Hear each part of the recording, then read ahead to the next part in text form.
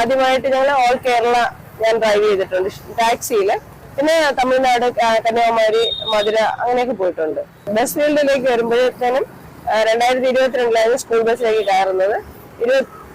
23 കോട്ടഹില്ലിൽ വന്ന സമയത്താണ് കേരളത്തിലെ ആദ്യത്തെ ഗവൺമെന്റ് സ്കൂൾ ബസ് വനിതാ ഡ്രൈവർ എന്നുള്ള ബഹുമതി കിട്ടിയത്. ഹെവി വാഹനമായ ടാങ്കറിലെത്തി ഇന്ധനം നിറയ്ക്കുന്നത് ഒരു വനിതയാണ്. ടാങ്കർ ലോറി ഡ്രൈവറായ ചൂഴാറ്റുകോട്ടയിലെ അഭിമാന താരം സുജ.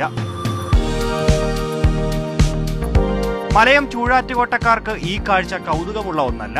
കാരണം സുജയുടെ ദൃഢനിശ്ചയം കണ്ടവരാണ് അവർ. കാര്യം എനിക്ക് കുഞ്ഞിലെ ഇതിനോട് താല്പര്യം ഉണ്ടായിരുന്നു. എന്റെ ഹസ്ബൻഡ് കല്യാണം ആലോചിച്ച് വന്ന സമയത്ത് തന്നെ എനിക്ക് ഹെവി എടുക്കാൻ വിടുവാണെങ്കിൽ ഞാൻ കല്യാണത്തിന് സമ്മതിക്കുന്നുള്ളൂ പറഞ്ഞു.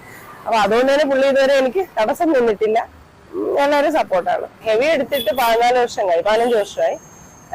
ടോട്ടലി ലൈസൻസ് എടുത്തിട്ട് 25 വർഷമായി. അപ്പൊ ഞാൻ 2022 ഹസാർഡ്സിന്റെ ലൈസൻസ് എടുത്ത് ഇപ്പോഴാണ് എനിക്ക് ഇങ്ങനെ ഒരു ചാൻസ് ഇതിലോട്ട് കിട്ടിയത്.